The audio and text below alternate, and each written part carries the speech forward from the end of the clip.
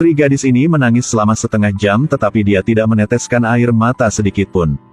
Sang ibu sudah terbiasa dengan ini. Wanita yang duduk di sebelahnya tidak tahan lagi. Melihat itu, sang ibu tidak nyaman.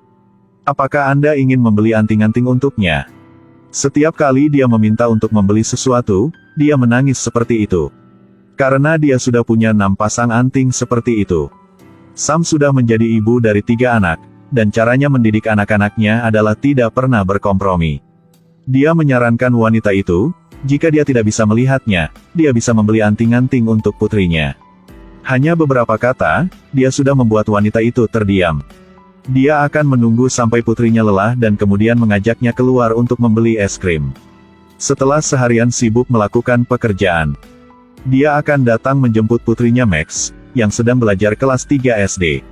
Setelah makan malam, ketiga putrinya akan menikmati kesenangan mereka sendiri. Tidak ada yang secara sukarela membantunya mengerjakan pekerjaan rumah. Bahkan kaos kaki dan kain pembersih, berserakan di mana-mana. Ibu sudah pulang, kan? Tidak, Nak. Pekerjaan malamnya hanya bisa dilakukan setelah dia sudah menidurkan anak kecilnya Duke. Setelah itu, dia akan punya sedikit waktu. Tapi setiap kali dia dibujuk untuk tidur oleh Duke. Ketika dia bangun, sudah lewat jam 4 pagi. Dia mengantar Max ke sekolah pagi-pagi sekali, dan juga membawa teman-teman putrinya. Hari ini, setelah Sam selesai merias wajahnya, dia dipecat. Karena videonya telah dipotong.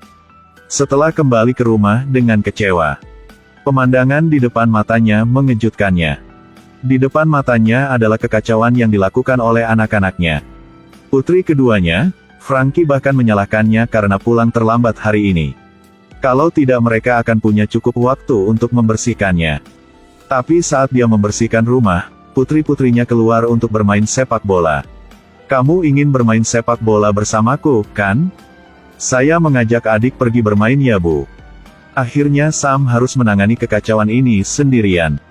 Dia menghabiskan 3 jam untuk membersihkan semua sampah yang ada di rumahnya. Bahkan gambar favoritnya dirusak oleh anak-anaknya. Tapi itu tidak berhenti di situ. Sam menemukan bahwa para putrinya bahkan menyembunyikan permen karet bekas di laci. Dia benar-benar tidak tahan lagi dengan tekanan ini. Jadi dia memanggil ibunya untuk minum bersamanya. Putri sulungnya tidak kembali sampai tengah malam. Tapi dia tidak mengatakan apa-apa dan berlari kembali ke kamarnya. Keesokan harinya dia menyebutkan pesta berantakan di rumahnya kemarin. Sebaliknya, Max mengkritiknya bahwa, mengapa ibu harus pergi bekerja? Setelah meninggalkan Bu, ayah sudah meninggalkan sejumlah besar uang. Sang ibu akhirnya tidak tahan lagi. Apakah ayahmu hidup lebih baik daripadaku? Aku mengorbankan segalanya untuk kalian. Hari ini, di kru film, Sam bertemu dengan sutradara Mer. Pertama kali bekerja sama tetapi mereka rukun. Sore harinya Sam mengundangnya pulang sebagai tamu. Hai. Hai. Halo. Halo. Tidak menyangka Mer bisa dengan mudah menangani gadis nakal ini.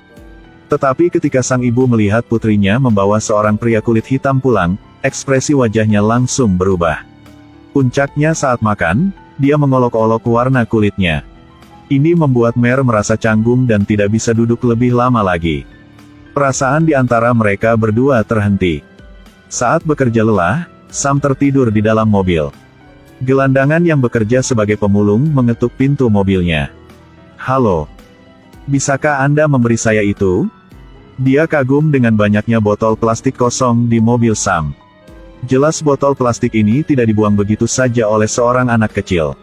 Sam kemudian memberikan sarung tangan dan sepatu kepada wanita pengembara itu. Karena panen yang luar biasa, dia juga memberikan nasihat yang tulus kepada Sam. Dia menasihati Sam jangan hanya tahu menjadi seorang ibu, tetapi juga harus meluangkan waktu untuk dirinya sendiri. Seorang dengan 5 anak seperti dia adalah contoh hidup di depan matanya. Sam tersentuh oleh pernyataannya ini. Dia berpikir kembali bahwa dia tidak punya waktu untuk mencuci rambutnya selama 2 hari. Sepanjang jalan, anak-anak terus membuat keributan. Diam, Max. Tidak ingin. Putrimu adalah seekor monster. Dia langsung menghentikan mobilnya di pinggir jalan. Turunlah. Hari ini dia mengambil keputusan. Dia akan membiarkan anak-anak naik bus dan berjalan pulang sejauh 1 kilometer lagi. Meskipun putuskan seperti itu. Tapi kelas koreografi Max, dia tetap datang dengan putrinya. Tapi dia tidak percaya bahwa guru wali kelas mengumumkan bahwa putrinya telah gagal ujian masuk universitas. Melihat teman sekelas lulus satu demi satu, dia melihat dirinya tidak berbeda dengan para tunawisma ini. Sore harinya, Sam mengajak rekan-rekan dan atasannya ke rumah untuk mengadakan pesta. Mendengar mereka mendiskusikan cerita kuliah mereka, Max mengucapkan kata-kata yang ada di hatinya. Saya benar-benar bingung. Selain itu, saya tidak pernah berpikir saya akan gagal ujian masuk universitas. Ketika Sam hendak berbicara untuk mengeluh putrinya, dia diinterupsi oleh seorang rekan. Sang putri tidak menyadari sampai hasilnya diumumkan. Dia menyesal menghabiskan begitu banyak waktu berkumpul dengan teman-temannya. Tetapi saat ini, sang bos dari ibunya membuat banyak rencana dan rekomendasi. Tanpa diduga, gadis kecil ini mendengar katanya dengan serius. Ini membuat Sam menangis karena tersentuh. Karena dia begitu asyik belajar koreografi dan bersosialisasi dengan teman-temannya sehingga dia gagal ujian masuk kuliah. Kemudian dia terkejut ketika ibunya membawanya untuk membeli baju baru. Tapi butuh lebih dari setengah jam untuk keluar dari ruang ganti. Dia tidak puas dengan setelan ini. Ibunya berpikir bahwa dia harus tampil di lingkungan kerja yang baru. Dengarkan sayang. Masa depanmu. Kamu bisa menjadi siapapun yang kamu inginkan. Nasihat tulus dari ibu ini membuatnya menunjukkan kehangatan dan rasa malu yang langka. Untuk pertama kalinya, dia tiba-tiba memeluk ibunya. Sang ibu mengira setelah memasuki lingkungan kerja, putrinya akan sukses. Tidak menyangka, dia mulai bermain gitar. Dan juga berkencan dengan pacar baru. Sang ibu tidak mengizinkannya memanjakan diri dalam permainan. Jadi dia menyita semua uang sakunya. Sayang, ayo naik bus pulang. Ya Tuhan. Saya membencimu, ibu. Sang ibu sudah terbiasa dengan sikap Max yang seperti ini. Tetapi dia masih tidak tahan dan datang untuk menjemput putrinya. Ketika dia ingin putrinya mencari pekerjaan, Max dengan kesal mengatakan bahwa dia tidak cukup bermain. Keesokan harinya ketika dia kembali dari pasar, dia menemukan bahwa Max terlalu antusias. Bahkan berinisiatif untuk membantunya membawa pulang makanan. Ternyata pacar Max datang ke rumah mereka sebagai tamu hari ini. Hei, Harry. Apakah Anda ingin tinggal di sini untuk makan siang? Ya, saya bisa pertimbangkan, itu lumayan baik. Putrinya juga ingin kembali ke kamar bersama pacarnya untuk mengerjakan pekerjaan rumah. Hal ini membuat Sam tidak bisa menerima. Lihat seberapa fleksibel jari-jarinya main piano. Sam merasa dia perlu memberi Harry nasihat. Dia mengabaikan keberatan putrinya dan mendorong Harry ke ruang bawah tanah. Ini seharusnya percakapan seorang ayah dengan anaknya. Sam menggunakan semua ketulusannya untuk menasihatinya. Dia berbicara tentang kasih sayangnya pada putrinya. Lalu langsung mengancam Harry bahwa jangan pikir menggertak putrinya. Tetapi pada malam hari dia masih harus menjaga putri kecilnya untuk tidur. Jadi dia tidak punya waktu untuk memperhatikan Frankie. Aku ingin memberitahu Bu ini karena ini sangat penting. Sam selalu mengabaikan kata-kata putri keduanya, Frankie. Begitu dia memasuki rumah, dia ketakutan setengah mati. Dia tidak percaya putrinya bisa membuat lelucon aneh seperti itu. Ketika bangun, kamu harus mengatur kamar dengan rapi. Oh sial, aku lupa. Kata yang tidak sengaja Duke membuatnya semakin terkejut. Dia tiba-tiba menyadari bahwa dia telah lalai mendidik anak-anaknya. Sore Sam ingin mencari kesempatan untuk berbicara dengan Frankie. Topeng mengerikan tidak bisa menakuti putrinya. Dia mengambil kesempatan untuk bermain dengan Frankie pertarungan bantal favoritnya. Tapi dia tidak sengaja melukai tumitnya. Sang putri mengira ibunya berakting. Apapun yang terjadi. Terima kasih atas perhatian Bu. Lagi pula, tidak ada yang peduli padaku. Sampai keesokan paginya ketika dia melihat kaki kiri ibunya yang dibalut.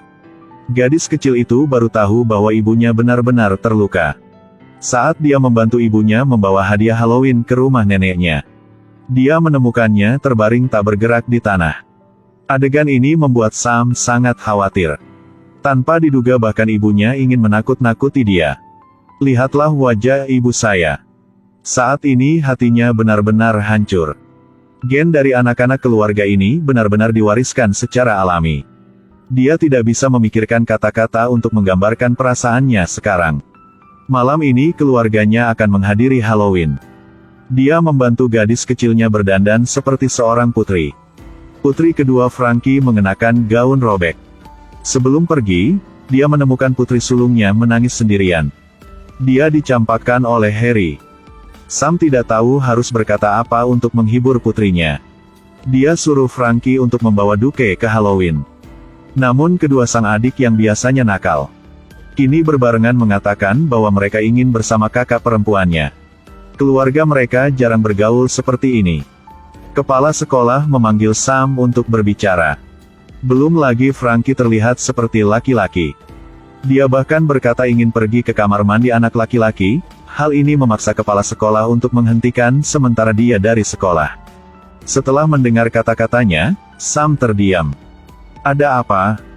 Frankie, Bu masih memiliki pekerjaan yang harus dilakukan. Sekarang aku harus membawamu pulang.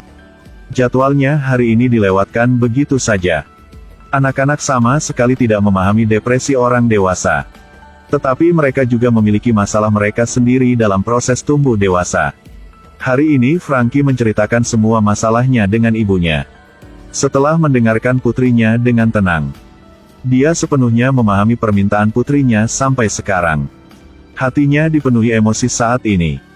Malam hari, setelah dia meninggalkan kamar putri kecilnya, dia pergi ke kamar Frankie dan tidur dengannya. Perawatan dan cinta untuk anak-anak harus ditunjukkan secara setara.